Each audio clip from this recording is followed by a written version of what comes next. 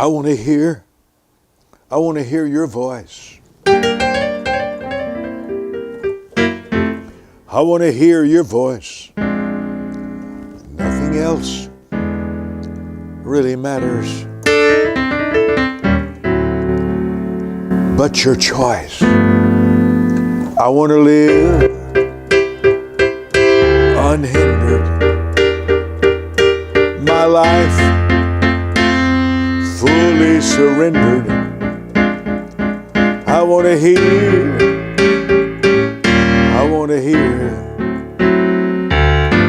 your voice. I want to hear your voice. Hear your voice. Nothing else really matters but your choice. I want to live unhindered. My life fully surrendered. I want to hear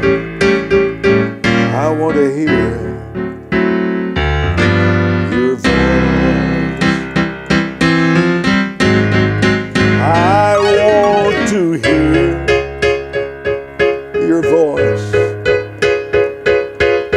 Hear your voice. Nothing else really matters but your choice. I want to live a life unhindered. I want to live fully surrendered. I want to hear your voice. When you talk to me, my whole world changes. When I hear your voice, I feel so free. I feel so free. Voice changes everything. A conversation changes everything. Countenance is a component in conversation. I've walked to a pulpit approximately 38,000 times as I recall my figures. I've spoke as many as 12 hours, almost nonstop. Started speaking publicly at the age of 8 years old on a Sunday night in Waco, Texas for my father. I preached in his tent crusade at the age of 10, the first 30 minutes before he spoke. At 15, I started crusades. Pastor Howard Holton in Houma, Louisiana, was one, if not the first place I ever held my first one-week crusade. My longest crusade has been 4 weeks in a row, and I would schedule 10 or 12 a year and go 1 month to every church. The highest group of people was 256,000 at Lagos, Nigeria, with Bishop David Oyedepo. I want to talk to you about the conversation world. That's where you succeed or fail.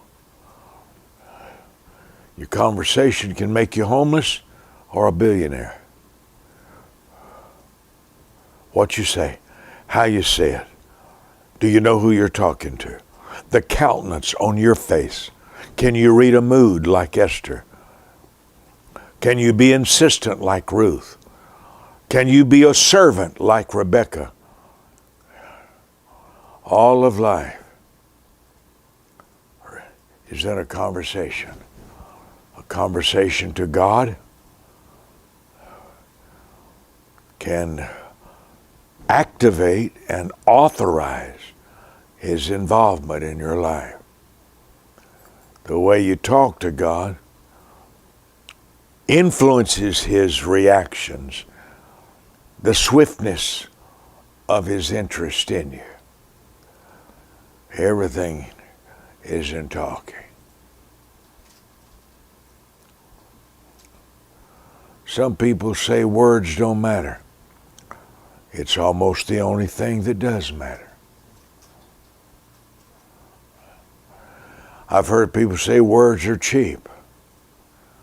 Words decide the flow of every dollar bill in the world. Nothing cheap about words. Are there cheap words? Sure. But there's nothing cheap about words. Even cheap words, lying words, deceptive words are golden doors to discerning.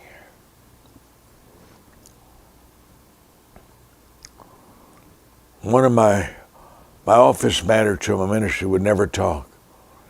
Very quiet, never would say nothing. Never say hardly anything. About a year, he had worked for Kenneth Copeland, Jerry Savelle. Trustworthy, quiet, little smile, never talk. You had to squeeze, slap him around, knock him around.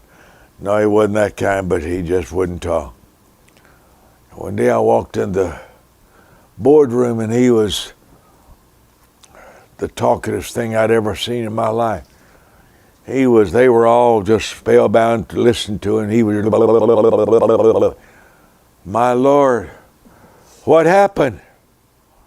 What happened is somebody asked him about boats, and he likes boats, and he came alive.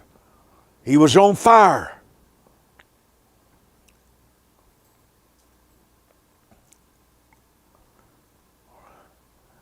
I didn't know he loved boats. When he left the ministry, he started a boat company in Atlanta, Georgia. When he started talking about something he loved, you couldn't shut him up. His eyes were on fire. His countenance was on fire.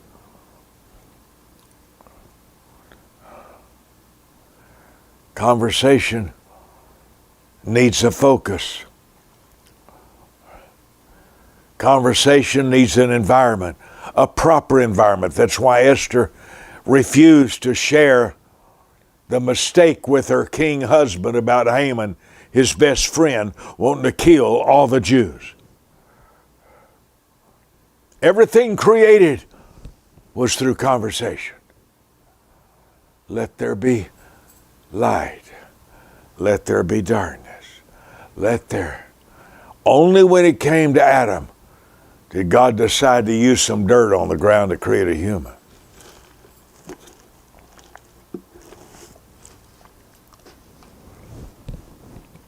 What you say can create trust. What you say can increase doubt. What you say can expose your deception. What you say reveals your caring. What you say, how you say it, reveals the seriousness of that conversation to you. There's a book that I started reviewing today, and I thought I would, it so stirred me to talk to you about conversation. Kissing won't keep you married 20 years. Being a good cook won't keep you married 20 years. In my opinion, praying together may not even keep you together. The quality of a marriage is determined by the quality of conversation.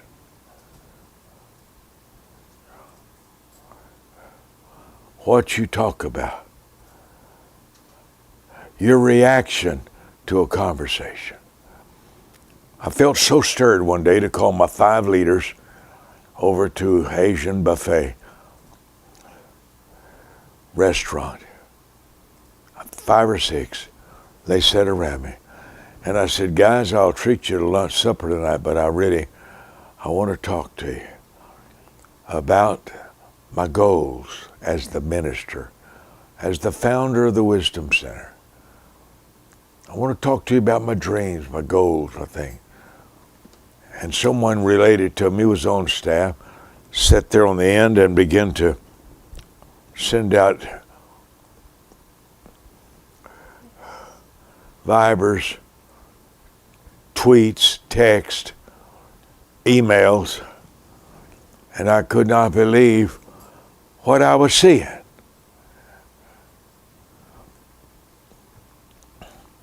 I said, son, go to the other table on the other end of the restaurant there and finish all your correspondence. Because when I talk, I don't want anybody talking to somebody else when I'm talking to them. I don't do well like that. I'm a master genius listener. If there's anything in the world that I'm a professional at, if there's any admiration I have of myself, it's how close I listen to people. I've done it since childhood.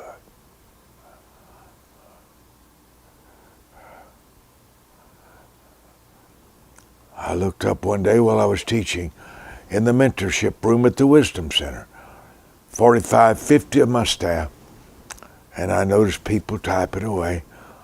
I thought they were taking notes. And I stopped and asked. No, they were answering emails. While I'm talking to you? Let me get this straight. I write you checks to solve problems, and now I'm here in this room. It cost me $26,000. Everybody has a microphone to talk to me back. I paid millions of bucks for this building. I hired you. I pay you on the first 15th. Let me get this straight. I'm talking to you, and you're answering emails while I'm here? I was stunned, speechless. I would never have conversation number 2 with somebody who was sending emails during my conversation.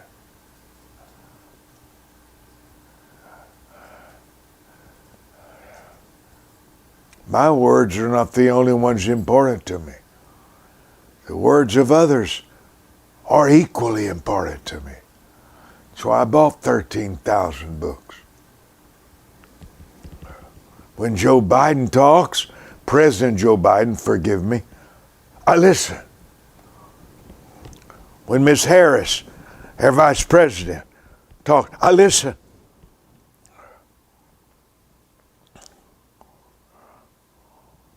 When Gabriel talks, Demi's son, I listen.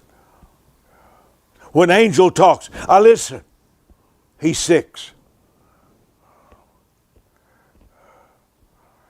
The moment anybody opens their mouth to me, I'm 1,000% there. I don't want to miss a tone. I don't want to miss countenance. I had a little meeting with my staff a few days ago. I stared in every countenance. I can tell you one that looking at the floor. I can tell you 3 that don't like me. I know those boys. I know. I read face. I read countenance. I read reactions. And I studied body language for 2 years. I read everything.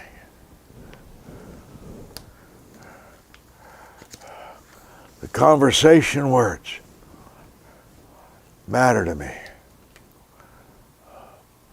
When I talk, I expect to be heard. If I'm not understood, I expect to be questioned.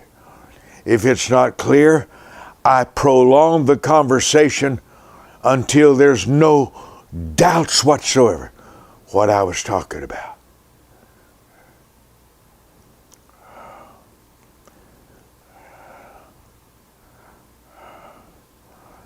You're not even going to understand God's conversation called the Bible unless you master conversation.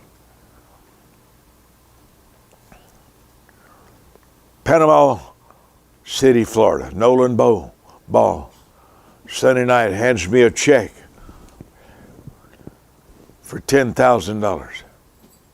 I was elated. 3 days ministry, $10,000. And Monday at 10 o'clock, I was at a bookstore in Panama City, Florida. I didn't leave there till 5 o'clock, 6 o'clock in the afternoon.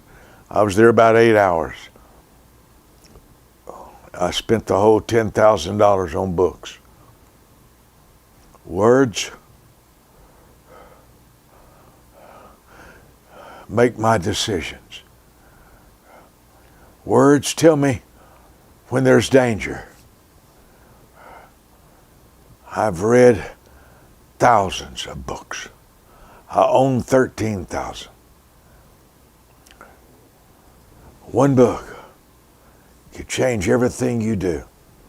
One sentence in Bill Gates' book changed my whole ministry.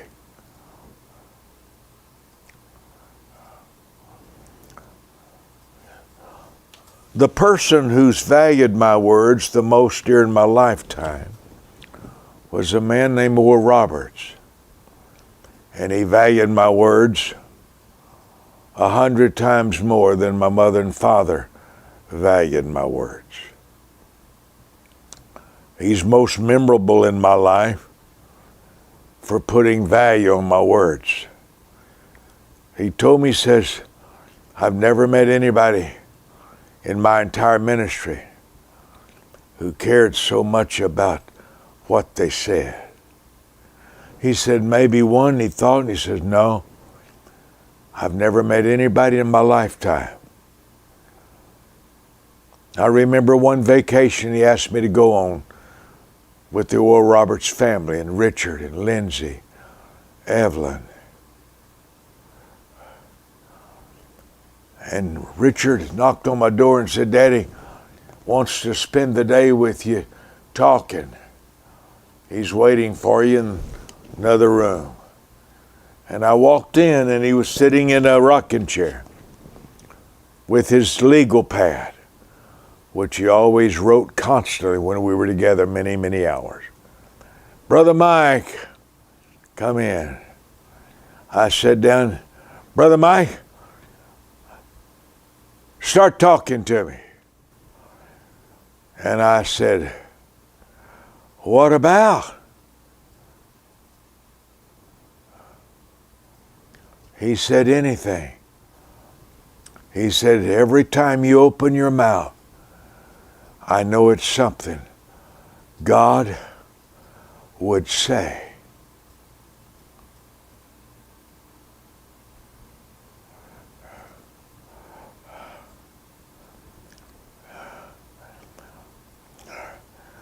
The greatest compliment I've received in 76 years of my life.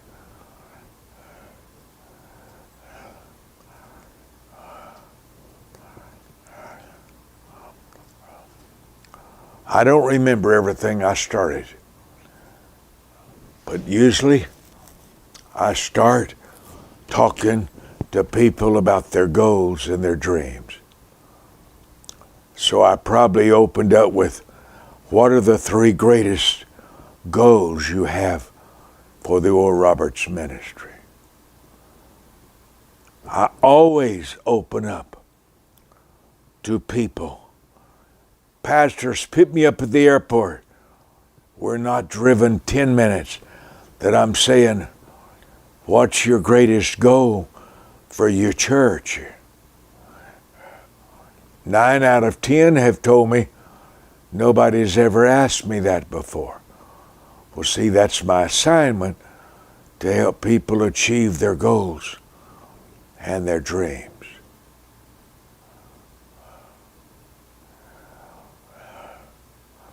Pursuing, proclaiming, publishing the wisdom of God, enabling Christians to identify and complete their assignment for the Holy Spirit. It's my mission statement. Sometimes I will sit with the pastor and say, what's the one word theme of your ministry? I have to know what you're about before I can contribute. So, protect your world and make our conversation meaningful. A young man asked me the other day, he says, my goal is money. I came to the United States to make money. I said, so tell me the best problem you love to solve for people, because that's how you get money. You solve a problem, you create favor, and people pay you to solve a problem. There's nothing complicated about the money world.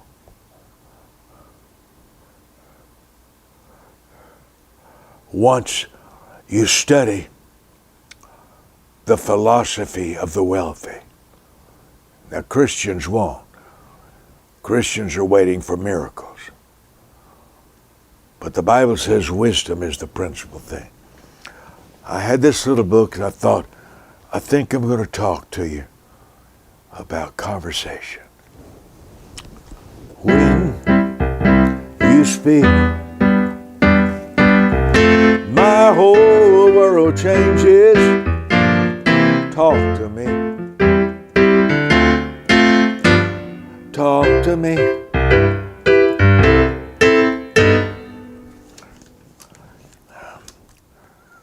I dated a beautiful girl, Miss this, Miss America, Miss Teenage America, all that.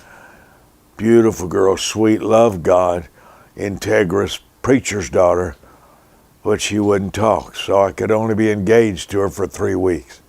She wouldn't talk. She wouldn't talk.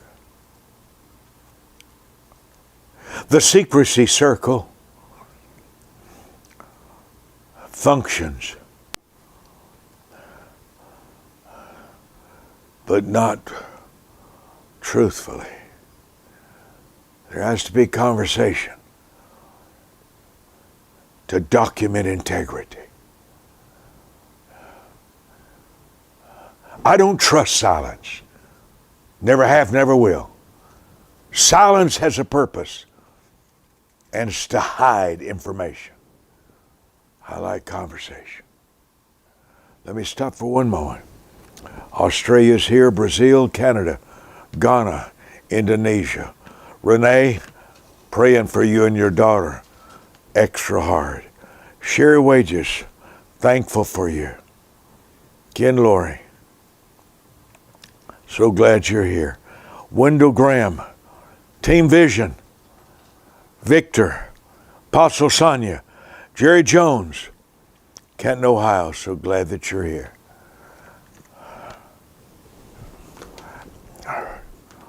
Conversation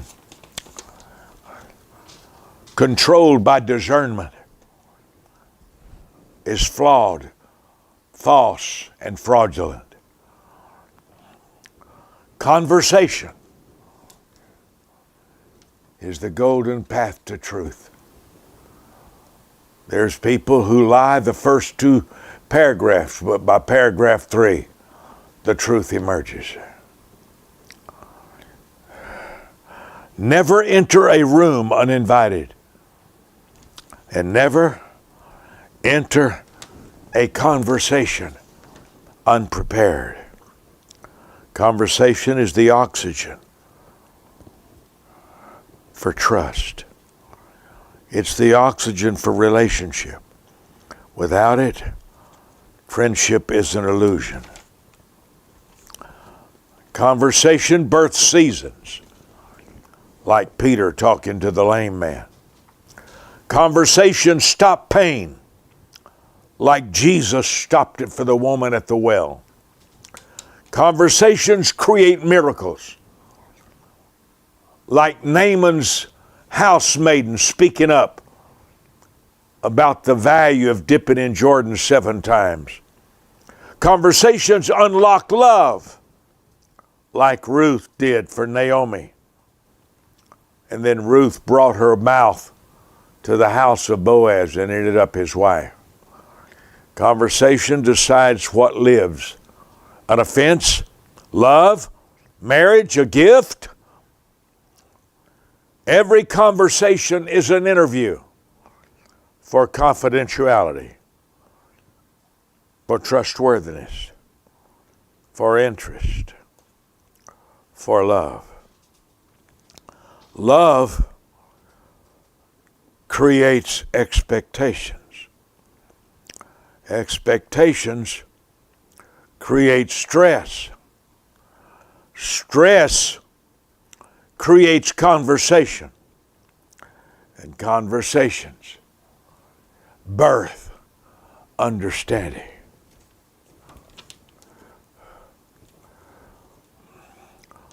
Conversation is an investigation to determine who really cares. Conversation is like a ping pong game. You're returning the ball.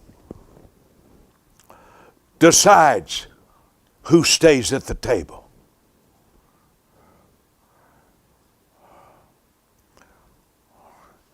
I have a section here on dating. A woman decides how a man feels, and that feeling determines their entire future together. My wife said one day, "Baby, what can I do for you?" I said, "Talk. Talk to me. That's what you can do for me." If a child asked mother, "Mother, do you want to help me?" Mother said, "What can?" "Talk to me, Mama." Silence is the assassin of love. Silence assassinates trust. Why are people quiet? The reasons are often legitimate. There's a reason people are quiet. My father was quiet because he had never been listened to.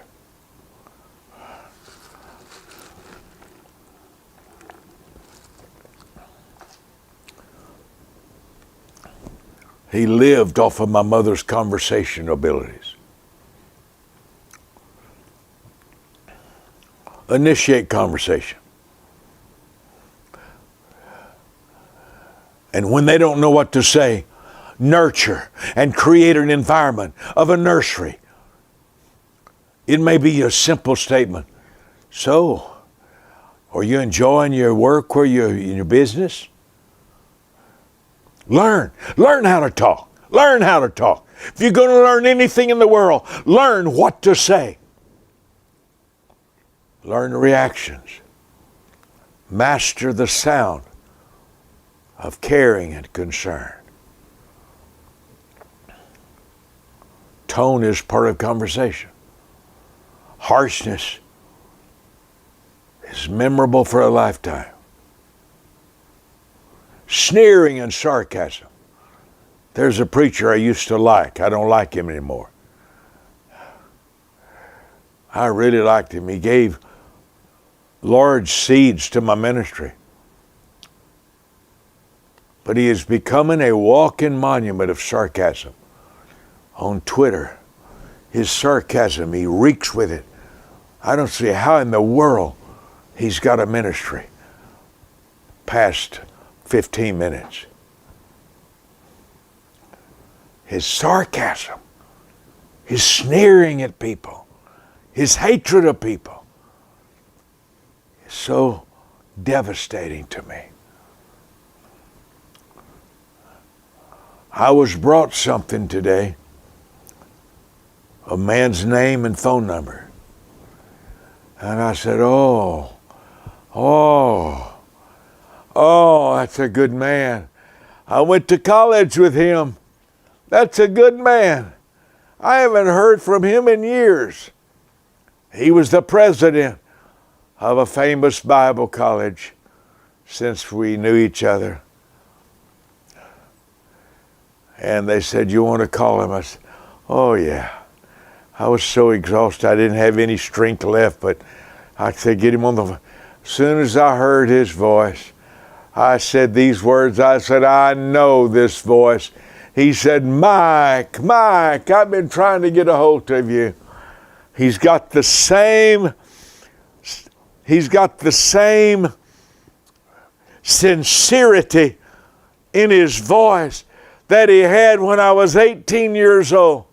He was a year older than me in Southwestern College.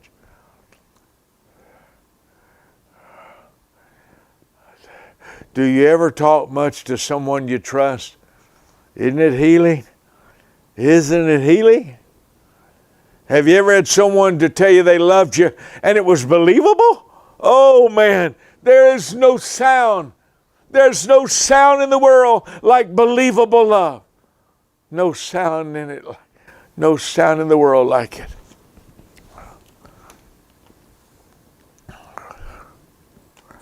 A woman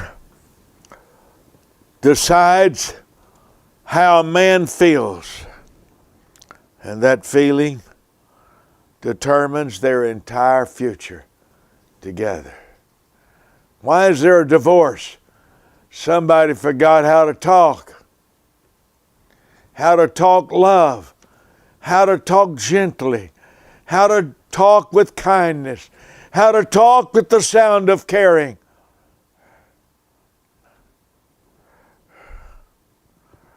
Why do people get fired? One of the smartest ladies I ever was around was my manager one time. There's nothing, she was brilliant. I'd known her for years. But one day when I was talking to the staff, they began to tell me she was contradicting everything I said. She would throw it at the staff, shaking her head. And so I wrote her a note and I said, don't defy me when I'm speaking. Okay? Don't do that. She wrote back some hairy thing. I said, I don't think she caught the tone, how serious I was about it. So I called her on the phone and I said, don't contradict me to my staff, okay? I said, I need you to be gracious. Be nice. Be nice when I talk. Be nice. And she took off. How dare you? I couldn't believe. I couldn't believe. She was that idiotic. Her mind had snapped to talk to me like that. And I says, pick up your purse, pick up all your belongings, and walk out the front door of the Wisdom Center, and don't ever, ever walk back in the church again. I could not believe. I could not believe she was that stupid to talk to me like that. Do you know who you're talking to? Do you know who you're talking to? I had a relative sitting in my boardroom, and an email had come in from the city, and I looked at it, I said, are they saying we got to hire this particular contract, or they won't okay the repairs? And for some reason, he looked at me and says, don't read what's not in there. And he was relative, very related, blood related to me. I said, I'm not. I said, I'm saying, it looks like in this email to you that they're saying we've got to hire the guy they like to do our repairs here. Do you think that's what they mean? He said, you want to take this outside? He put his fist up.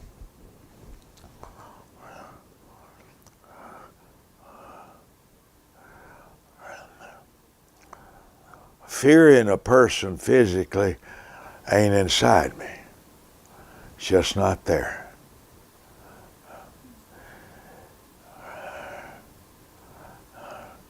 If you want to hurt somebody, it takes approximately 3 to 7 seconds to drive their nose into the brain. That's easy to learn through the martial arts. Being afraid of somebody physically is just not in my nature. And I looked at him and I says, do you know who you're talking to? And he said, do you know who you're talking to?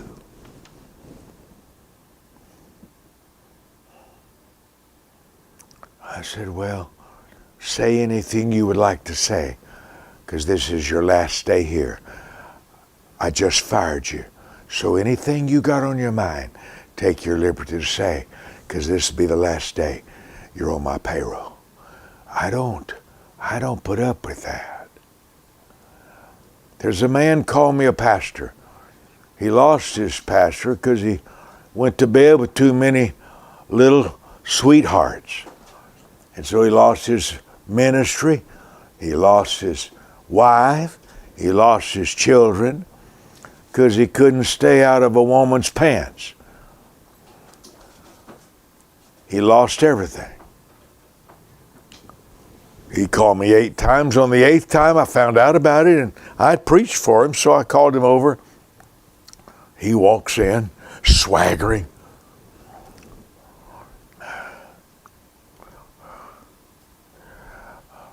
The swagger secures attention, but it doesn't secure admiration.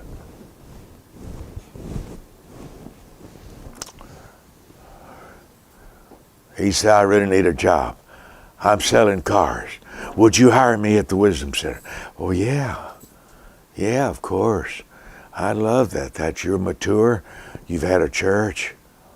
And then he told me later, said, thank you for not asking about all my women problems. I said, it's none of my business. That's yours. You've overcome it. You're serving God now. I'll take you from where you are. Now, I said, I do have a protocol of 46 hours of my teaching that you have to see what the ministry's about, what my goals are. And 2 weeks later, he walks in, stalks in my... I don't think I'm ever in that boardroom at the Wisdom Center. I don't think of him. He said, me listening to these 46 hours of videos is crazy. I'm not a beginner. I didn't just start last night. That kind of stuff. I said, okay. I said, let me call my girl and have her to get your severance check ready. Oh, no, I'm not leaving. I said, yeah, you're leaving. I said, I don't endure dishonor. God can, but I don't. Now, he created hell for people like that, but I just try to walk away. Me and God's very different. He created hell for everybody that didn't like him. I don't do that. I just try to stay away. He suddenly started begging for his job, and I let him beg his way back in for a year, which was my mistake. Can I tell y'all something? At 76 years old, can I say this? I've never seen a bad person change in my lifetime. I want that to go down in history. I've never seen a bad person change in my lifetime. I've seen stupid repent. I've seen ignorant ask forgiveness. I've seen people apologize. But I've never seen a bad person change in 76 years of preaching. Evil stays evil. Evil stays evil. Ignorance doesn't. Stupid doesn't. But evil stays evil. I've often wondered, when I was 15 preaching, I was shocked and stunned It's why God didn't talk to Lucifer about his rebellion and defiance in persuading 1/3 of the angels to rebel against God. Evil doesn't change. Ignorant people change. Immature people can mature. People who make mistakes, but evil doesn't change. It's been the shockingest revelation of my whole lifetime. I wondered why Paul, who was a master communicator, why he couldn't talk Alexander the coppersmith into being kind. He says, Alexander the coppersmith hath done me much harm. Evil people don't change. You say, Brother Mike, I don't believe that. Well, you write your books, I'll write mine. You just write your books, I'll write mine. I haven't met one evil person, even in my bloodline, who ever changed. Could they? I don't know. I don't know. I just hadn't met one.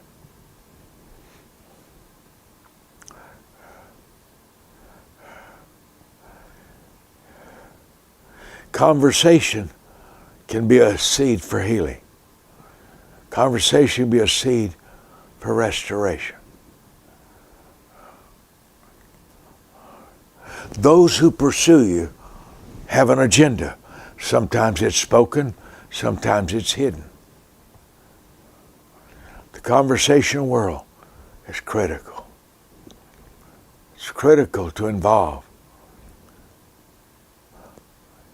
I read the Psalms every day.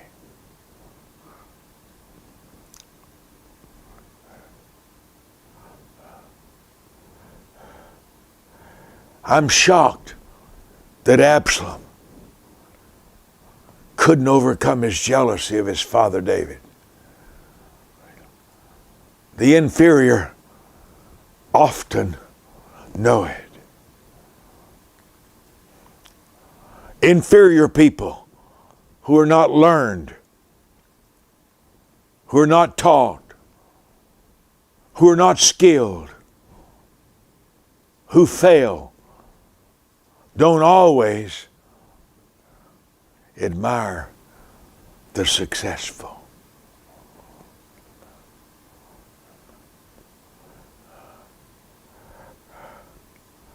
And Absalom hated David. God loved David's talk, conversation, but Absalom hated it. Judas got to sit close to Jesus at the table with the money bag, paying the bills, collecting receipts. But nothing Jesus said could persuade Judas to be loyal.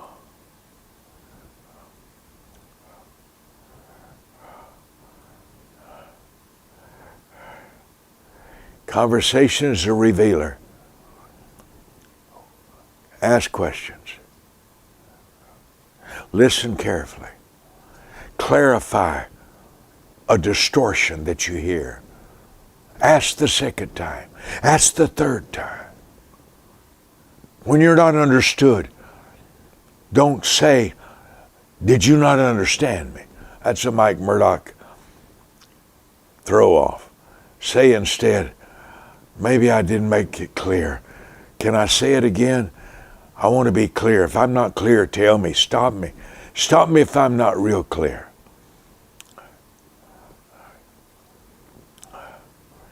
The tone of accusation creates a lifetime retaliator. The tone of correction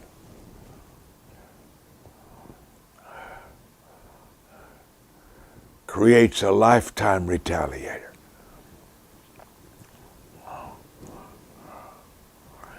I was told yesterday, 2 days ago, that a close pastor friend of mine, he's involved in very strongly in my ministry decisions, that his wife really had a problem with me. His wife hated me. I said, what? I hadn't been around her 5 times. In fact, I got her trip paid to Israel. The first week I ever met her. I paid her husband's way to Israel. I paid her way to Israel. I paid all the hotel bills. I've never talked to her a total of 30 minutes. Why does she hate me?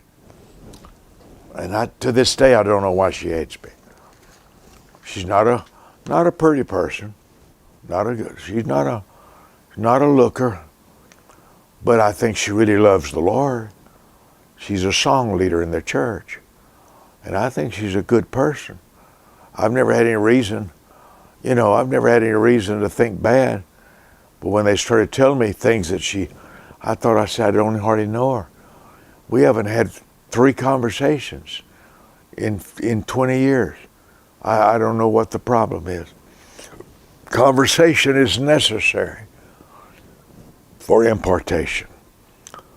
Conversation is necessary for restoration. There has to be conversation.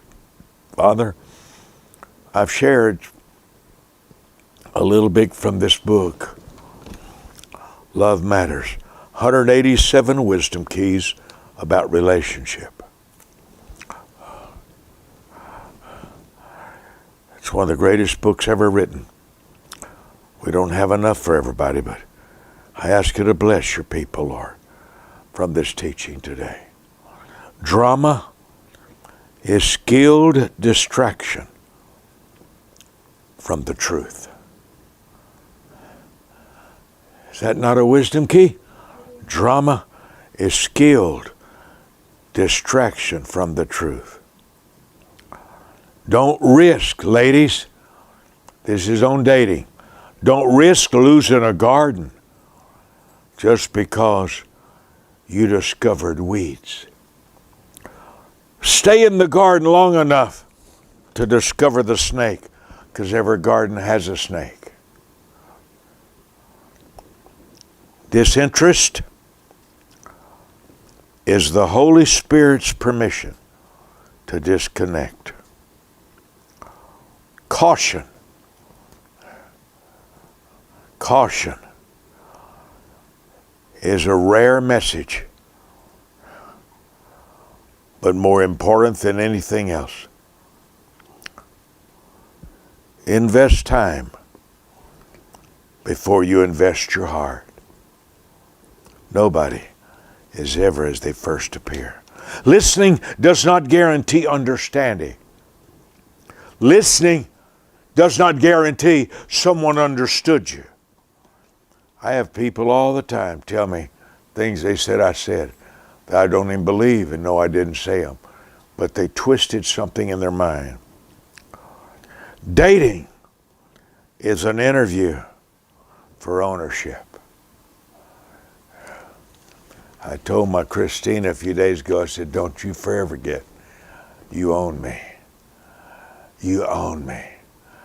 I want you to own me. I love you owning me. That's what marriage is about. It's about ownership. You own my heart, my desires. Makes a difference. Let me show you on the screen ways you can sow. Apostle Sonia said, Dr. Mike, you're very direct and the most loving man I've ever met.